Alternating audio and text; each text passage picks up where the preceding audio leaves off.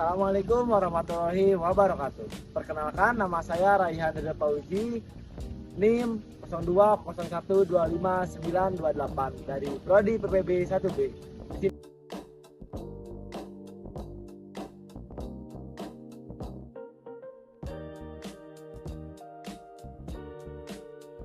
Ini saya akan menjelaskan tentang penanaman pada pohon jagung, lalu pemeliharaan, pemupukan, hingga ke nanti pasca panen, serta luas bedengannya. Nah, untuk membersihkan waktu, langsung saja kita ke lahan jagungnya. 3. Nah, teman-teman bisa dilihat sendiri, saya sudah berada di lahan jagung yang berada di kampus Perbangkitan Bogor. Bisa dilihat sendiri, tolong kamera.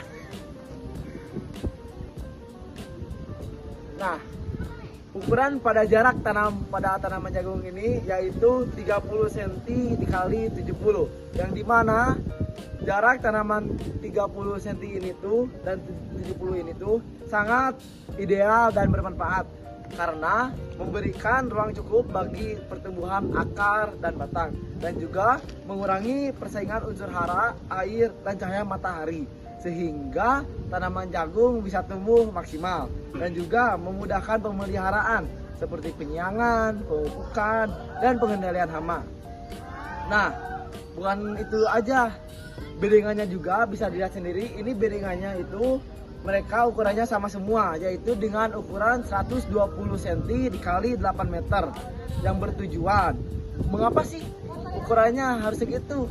Nah, itu tuh bermanfaat sekali karena yang pertama memperbaiki drainase, yang dimana menghindari genangan air. Yang kedua memudahkan pengaturan jarak tanam, yang seperti tadi jarak tanamnya itu 30 dikali 70. Nah, yang ketiga mempermudah pemeliharaan dan pemupukan.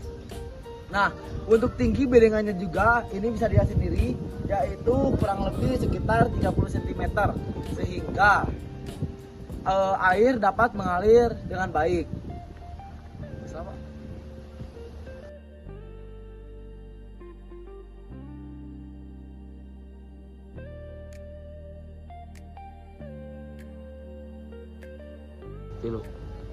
Nah, teman-teman, jika kita mendapati tanah yang kurang bagus, yang pertama yang kita lakukan yaitu memberikan dolomit, yang dimana dolomit tersebut berfungsi menetralkan pH tanah.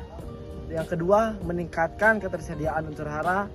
Yang ketiga, memperbaiki struktur tanah. Yang keempat, mendukung pembentukan klorofil. Nah, bagaimana?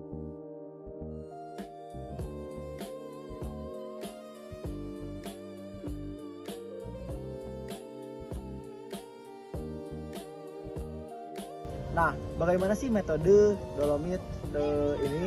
Yang saya sarankan yaitu dengan metode tabur. Jadi, si dolomit tersebut kita taburkan ke lahan-lahan yang tanahnya kita rasa kurang bagus.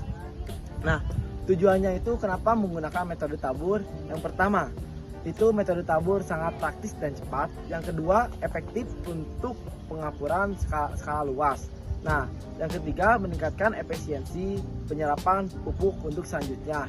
Nah, jika kita mendapati lahan tersebut, itu disarankan menggunakan dolomit terlebih dahulu agar pH tanahnya bisa baik dan struktur tanah juga bisa maksimal, sehingga pada tanaman jagung itu bisa tumbuh secara maksimal dan juga sangat bagus untuk tanaman jagungnya.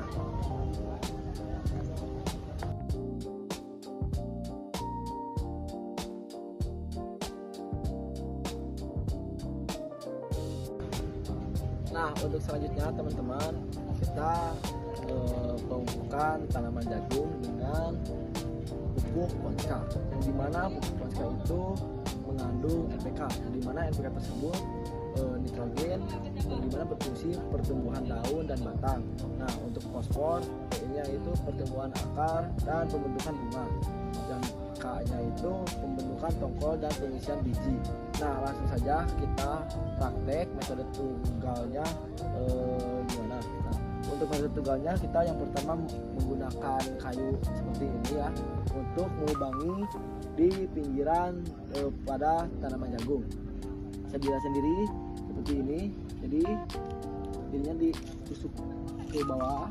Nah lalu kita kasih pupuk konskanya ke dalam, lalu kita tutup lagi. Nah dikarenakan pada tanaman jagung ini udah diberikan pupuk, jadi kita tidak bisa mempraktekannya secara langsung, sehingga saya hanya bisa mempraktekkan gimana caranya. Jadi ini tuh sudah diberikan pupuk konska.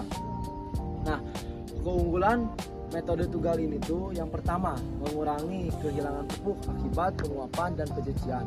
Yang kedua lebih efisien dan dalam penyerapan unsur hara. Yang ketiga menghindari kontak langsung pupuk dengan batang yang bisa menyebabkan kerusakan. Nah untuk yang terakhir itu menghemat penggunaan pupuk. Nah untuk dosisnya itu umumnya 200 sampai 300 kg per hektar. Nah itu juga disesuaikan dengan rekomendasi setempat. Nah mungkin itu yang bisa saya sampaikan. Nah teman-teman, berdasarkan kegiatan budidaya tanaman jagung yang telah dilakukan, dapat kita simpulkan bahwa keberhasilan dalam budidaya jagung sangat dipengaruhi oleh penerapan teknik budidaya yang tepat dan terencana dengan baik, mulai dari pengolahan lahan, pengaturan jarak tanam, pembuatan bedengan, hingga pemberian pupuk yang sesuai dengan kebutuhan tanaman. Nah, setiap tahapan dalam proses budidaya memiliki peranan yang saling berkaitan dan tidak dapat dipisahkan satu sama lain. Nah, apabila salah satu tahapan itu tidak dilakukan dengan baik, maka hal tersebut dapat mempengaruhi pertumbuhan tanaman serta hasil produksi yang dipengaruhi. Nah, oleh karena itu, penerapan teknik budidaya yang baik sangat penting untuk mendukung pertumbuhan tanaman jagung secara optimal dan menghasilkan produksi yang maksimal. Nah, teman-teman, pengaturan jarak tanam merupakan salah satu faktor penting dalam budidaya tanaman jagung ini. Nah, dalam kegiatan ini juga digunakan seperti yang sudah saya jelaskan di video jarak tanaman 30-70, di mana jarak 30 digunakan sebagai jarak antar tanaman dan antar barisan, dan jarak 70 sebagai jarak antar barisan tanaman. Nah, jarak tanaman tersebut dipilih karena dianggap mampu memberikan ruang tumbuh yang cukup bagi tanaman jagung, sehingga tanaman dapat berkembang secara maksimal tanpa mengalami persaingan yang terlalu tinggi dalam memperoleh cahaya air maupun cahaya matahari. Nah, jarak tanaman terlalu rapat juga dapat menyebabkan tanaman saling berebut cahaya dan cahaya, sehingga pertumbuhan tanaman menjadi tidak optimal. Sebaliknya, jarak tanam yang terlalu lebar dapat menyebabkan pemanfaatan lahan menjadi kurang efisien. Oleh karena itu, penggunaan jarak tanam 30 70 cm merupakan salah satu alternatif yang cukup ideal untuk memperoleh populasi tanaman yang optimal sekaligus menjaga pertumbuhan tanaman tetap baik.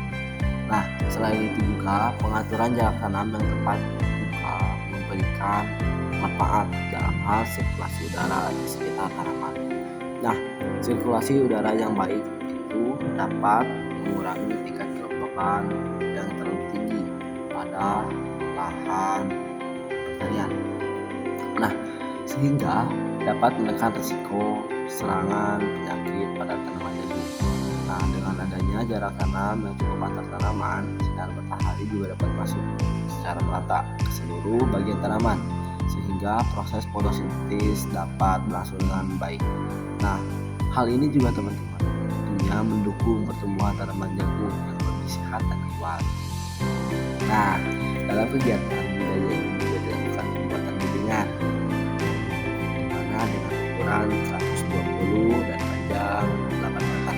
Nah, bedengan memiliki peranan yang cukup penting dalam mendukung pertumbuhan tanaman jagung, terutama dalam hal pengaturan sistem drainase dan struktur tanah. Nah, bedengan dibuat untuk mencegah terjadinya genangan air pada lahan, karena tanaman jagung pada umumnya tidak bertahan terhadap kondisi tanah yang terlalu basah atau tergenang air. Nah, apabila tanah terlalu lama tergenang air, maka akar tanaman dapat mengalami kekurangan oksigen yang pada akhirnya dapat menyebabkan pertumbuhan tanaman menjadi terhambat, bahkan dapat menyebabkan tanaman mati. Nah, oleh karena itu teman-teman, dengan adanya bedingan ini, air dapat mengalir dengan lebih baik melalui saluran atau parit di antara bedingan, sehingga kondisi tanah tetap dalam keadaan yang sesuai bagi pertumbuhan tanaman. Nah, selain berfungsi untuk memperbaiki sistem drainase, pembuatan bedingan juga dapat membantu memperbaiki kondisi fisik tanah. Tanah pada bedingan biasanya jadi lebih gembur karena telah melalui proses pengolahan tanah. Kondisi tanah yang gembur sangat baik bagi pertumbuhan akar tanaman jagung karena akar dapat berkembang dengan mudah dan mampu menjangkau unsur hara yang terdapat di dalam tanah secara lebih luas. Dengan berkembangnya sistem perakaran yang baik, tanaman jagung akan lebih mampu menyerap air dan unsur hara yang dibutuhkan untuk mendukung proses pertumbuhan dan pengembangan tanaman. Nah, upaya untuk meningkatkan kesuburan tanah juga dilakukan melalui pemberian dolomit dengan metode tabur pada tahapan awal sebelum tanaman. Nah, dolomit merupakan salah satu bahan yang sering digunakan dalam pertanian untuk memperbaiki kondisi tanah, terutama pada tanah yang memiliki tingkat keasaman yang tinggi. Nah, tanah yang terlalu asam dapat menghambat kebersihan unsur hara juga bagi tanaman, sehingga pertumbuhan tanaman menjadi kurang optimal. Nah, oleh karena itu teman-teman, pemberian dolomit bertujuan untuk menetralkan atau meningkatkan pH tanah agar mendekati kondisi yang ideal bagi pertumbuhan tanaman jagung. Nah, tanaman jagung pada umumnya dapat tumbuh dengan baik pada tanah dengan pH sekitar 5,5 hingga 7. Nah, selain berfungsi untuk meningkatkan pH tanah, dolomit juga mengandung unsur kalsium dan magnesium yang sangat dibutuhkan oleh tanaman. Nah, kalsium itu berperan dalam memperkuat struktur dinding sel tanaman serta membantu pertumbuhan akar. Nah, sedangkan magnesium merupakan salah satu unsur penting dalam pembentukan klorofil yang berperan dalam proses fotosintesis. Nah, dengan terpenuhinya unsur-unsur yang tadi saya sebutkan, tanaman jagung dapat tumbuh dengan lebih baik dan memiliki kondisi yang lebih tepat. Nah, metode tabur juga dipilih dalam pemberian dolomit karena metode ini relatif mudah dilakukan dan mampu menyebabkan dolomit secara merata di seluruh permukaan.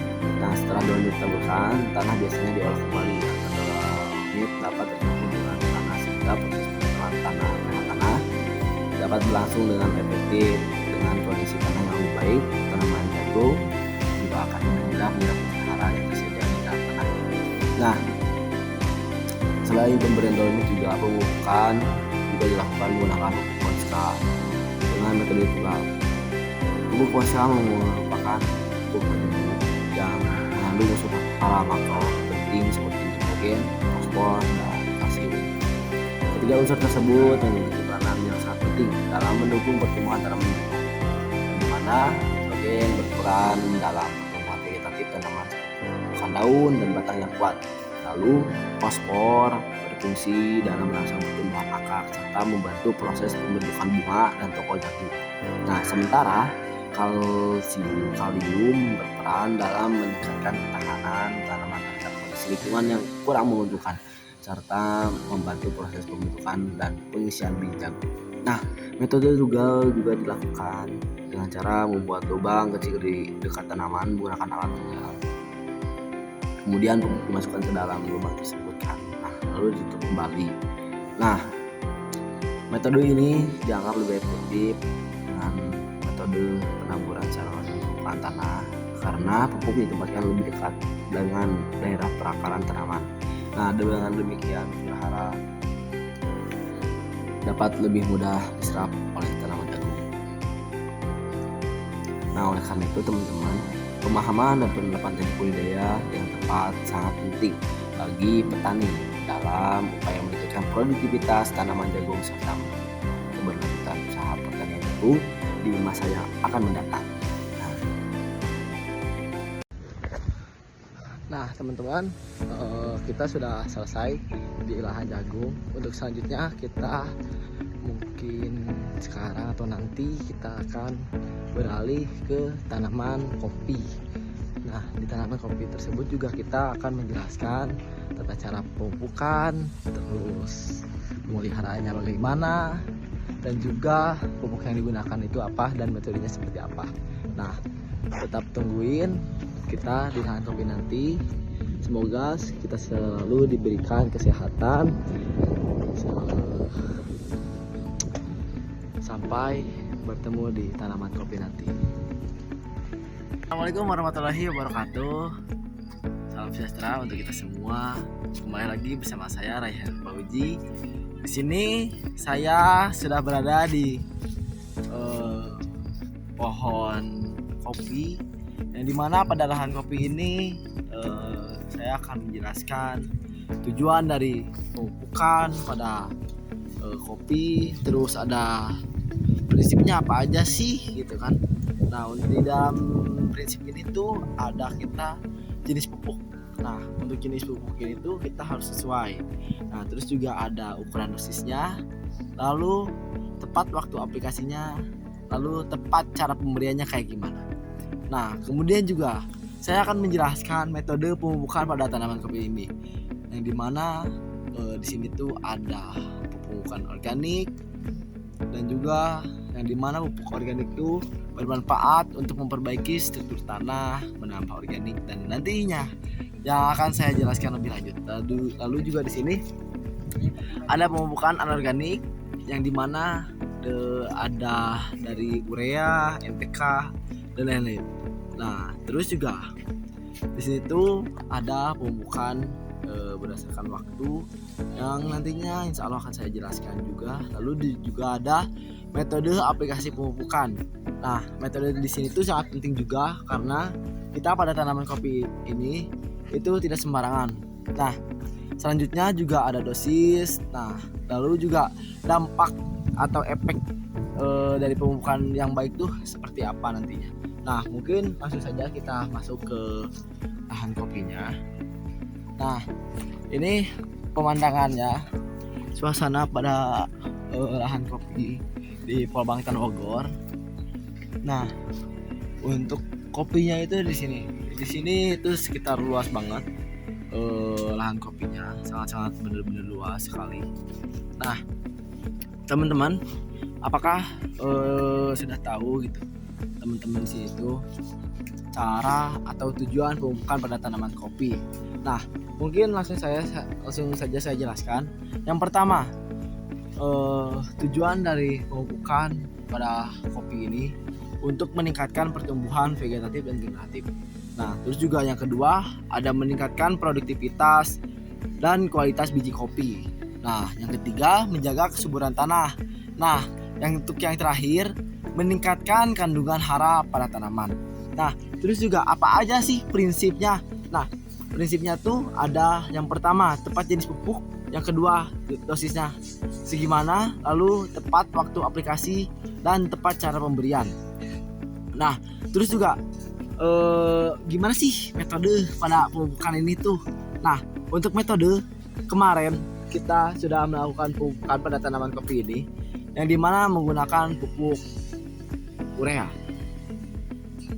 NPK ya menggunakan pupuk NPK, yang dimana pupuk NPK itu kita menggunakan kalsium. Nah terus juga metodenya tuh kita menggunakan Nah untuk sebelum kita ke metode, saya akan menjelaskan pemupukan berdasarkan waktu terlebih dahulu. Nah pemupukan itu dilakukan ketika awal musim hujan. Nah terus juga ada setelah panen dan saat pertumbuhan aktif. Nah kemarin tuh saya sudah melakukan pemupukan pada saat pertumbuhan aktif, yang dimana sudah melewati masa hujan, terus juga sebelum melakukan panen. Nah kemarin tuh saya menggunakan metode tabur melingkar di bawah tajuk. Nah, bagaimana sih caranya? Nah, jadi kita membuat lingkaran di sekitar pohon kopi, lingkaran, terus lingkarannya tuh sekitaran seperti ini. Nah, di sebelah sini, lingkarannya sebelah sini. Ya, di sini lingkaran muter sana. Nah, mungkin juga di sini tuh sudah ada, masih ada bekasnya. Tapi sudah tidak ada ya teman-teman, masih ada ininya sedikit sebelah sini. Nah, itu tuh melingkari. Nah, setelah dilingkari, kita tabur pupuknya di bagian lingkaran-lingkaran tersebut. Lalu setelah itu kita tutup kembali menggunakan tanah. Manfaatnya apa sih ditutup kembali menggunakan tanah? Nah, itu tuh untuk agar pupuk yang kita berikan itu tidak terseret oleh air. Jadi pupuknya bisa menutrisi. Nah, terus juga kenapa sih yang paling efektif itu menggunakan pupuk tabur melingkar?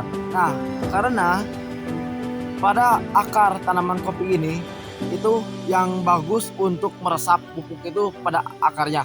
Nah, sedangkan akarnya itu berada di sekitaran ujung-ujung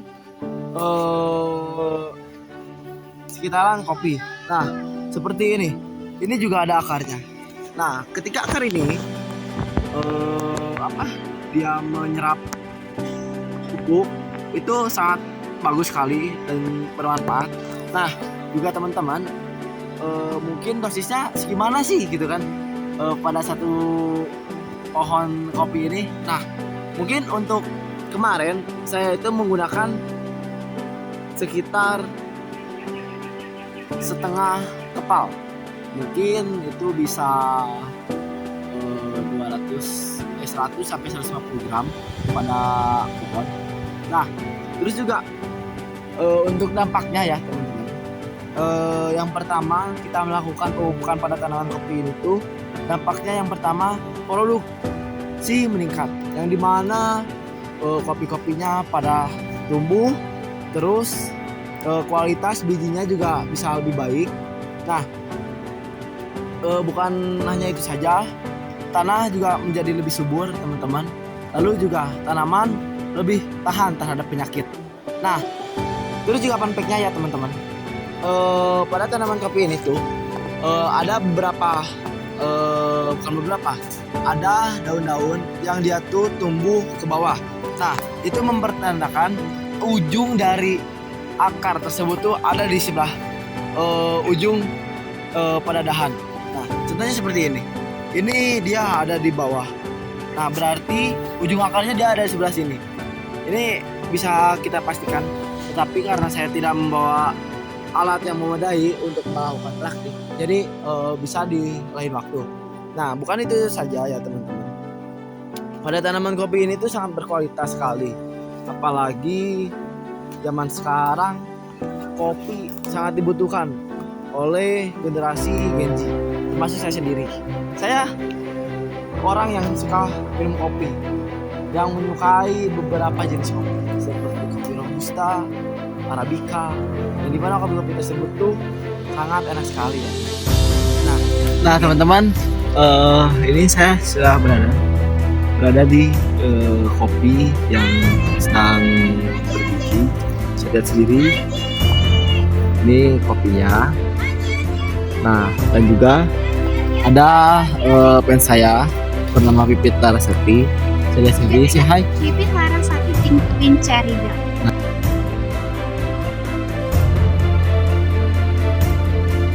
Nama penyanyi. Nah, jadi teman-teman dia fans berat sama saya. Nah, saya lanjutkan. Jadi ini bukti fun fact-nya pada tanaman kopi yang dimana ujung dahannya itu menjadi titik ujung akarnya. Nah, ini ya Pak teman-teman fun fact-nya. Ini dia dahannya atau pohonnya itu pada ke bawah, dan juga diartikan di sini tuh sebagai ujung dari akar. Nah teman-teman, di sini juga ada beberapa kopi yang sudah mulai siap panen. Nah, kita lihat kopinya. Nah, ini dia. lihat sendiri, ini kopi-kopi yang berwarna merah ini tuh dia sudah mulai siap panen, dan juga ada beberapa yang mulai busuk ya teman-teman, karena mungkin kurangnya pupuk. Ada sendiri ini dia sudah mulai siap panen. Ini siap panen teman-teman, bagus sekali. Nah, itu juga tadi ya. Nah teman-teman, berdasarkan pembahasan mengenai metode pemupukan pada tanaman kopi, dapat kita simpulkan bahwa pemupukan merupakan salah satu aspek penting dalam sistem budidaya kopi yang berperan besar dalam menentukan keberhasilan produktivitas serta kualitas hasil panen. Nah, tanaman kopi membutuhkan unsur hara yang cukup, seimbang, dan berkelanjutan agar dapat menjalankan proses pertumbuhan dan perkembangan secara optimal. Unsur hara tersebut diperlukan untuk mendukung berbagai proses fisiologis tanaman seperti pembentukan jaringan vegetatif, perkembangan sistem perakaran, proses fotosintesis, pembungaan, hingga pembentukan buah dan biji kopi. Dalam budidaya tanaman kopi, ketersediaan unsur hara makro seperti nitrogen, fosfor, dan kalium memiliki peranan yang sangat penting. Nitrogen berfungsi merangsang pertumbuhan vegetatif tanaman seperti pembentukan daun yang hijau dan cat, serta pertumbuhan batang yang kuat. Nah, fosfor berperan dalam pembentukan sistem perakaran yang baik serta membantu proses pembungaan dan pembuahan. Sementara itu, kalium memiliki fungsi dalam meningkatkan kualitas buah kopi, memperkuat jaringan tanaman, serta meningkatkan ketahanan tanaman terhadap berbagai cekaman lingkungan seperti kekeringan, serangan hama, dan penyakit. Nah, metode pemupukan pada tanaman kopi dapat dilakukan dengan berbagai pendekatan ya teman-teman. Di antaranya pemupukan organik, pemupukan anorganik, dan pemupukan berimbang. Nah, pemupukan organik merupakan metode pemupukan yang menggunakan bahan-bahan alami seperti pupuk kandang, kompos, pupuk hijau, atau limbah organik pertanian yang telah mengalami proses dekomposisi. Nah, pemberian pupuk organik memiliki lebih banyak manfaat bagi tanah dan tanaman. Antara lain meningkatkan kandungan bahan organik tanah, memperbaiki struktur tanah, meningkatkan kapasitas tanah dalam menahan air, serta meningkatkan aktivitas mikroorganisme tanah yang berperan penting dalam proses dekomposisi bahan organik dan penyediaan unsur hara bagi tanaman. Nah, oleh karena itu teman-teman, dalam praktik budidaya kopi yang berkelanjutan, metode pemupukan berimbang menjadi pendekatan yang paling dianjurkan. Pemupukan berimbang merupakan kombinasi antar penggunaan pupuk organik dan anorganik yang disesuaikan dengan kebutuhan tanaman serta kondisi tanah. Nah, selain memilih jenis pupuk yang tepat, keberhasilan pemupukan juga sangat dipengaruhi oleh beberapa faktor nih teman-teman, seperti dosis pupuk, waktu pemberian pupuk, serta metode aplikasi pupuk. Nah, pemberian pupuk dengan dosis yang tepat sangat penting agar tanaman memperoleh unsur hara sesuai dengan kebutuhan tanpa menimbulkan pemborosan atau kerusakan lingkungan. Nah, waktu pemupukan juga perlu disesuaikan dengan fase pertumbuhan tanaman kopi. Misalnya pada awal musim hujan ketika kondisi tanah cukup lembab sehingga memudahkan penyerapan unsur hara oleh tanaman. Selain itu, pemupukan juga sering dilakukan setelah panen untuk membantu pemulihan kondisi tanaman serta mendukung pertumbuhan tunas baru. Nah, pemupukan yang dilakukan secara tepat, terencana, dan berkelanjutan akan memberikan dampak yang sangat positif terhadap pertumbuhan dan produktivitas tanaman kopi. Tanaman kopi memperoleh nutrisi yang cukup akan memiliki pertumbuhan vegetatif yang lebih baik, sistem perakaran yang lebih kuat, serta kemampuan yang lebih tinggi dalam menghasilkan bunga dan buah. Hal ini pada akhirnya akan meningkatkan hasil produksi kopi serta kualitas biji kopi yang dihasilkan. Nah, kualitas biji kopi yang baik ini sangat penting teman-teman, karena dapat meningkatkan nilai jual kopi di pasar serta meningkatkan daya saing kopi di tingkat nasional maupun internasional.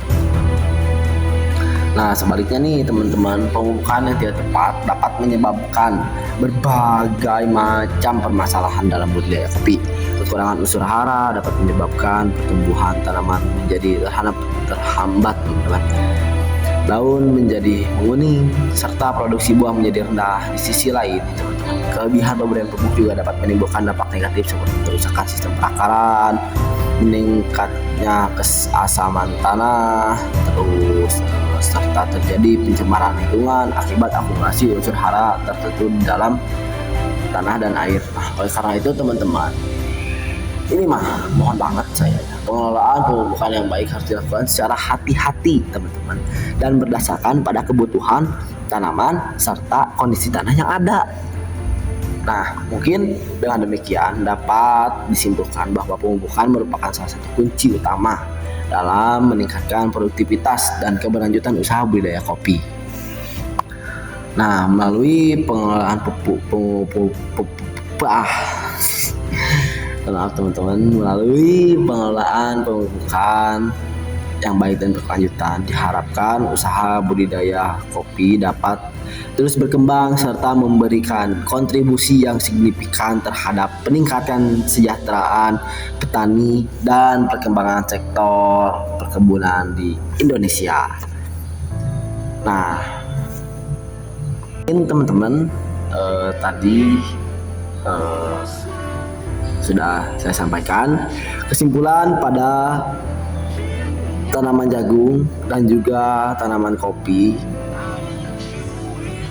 Mungkin kesimpulan tersebut juga menjadi penutup pada video kita kali ini. Semoga videonya bermanfaat bagi teman-teman yang menonton dan dapat diaplikasikan secara langsung di lapangan, dan mohon dikoreksi lagi ketika ada salah dan terus perbaiki. Sekian, terima kasih telah menonton video ini. Saya ucapkan banyak terima kasih kepada teman-teman semua. Terima kasih. Wassalamualaikum warahmatullahi wabarakatuh. Salam sejahtera, salam pertanian Indonesia.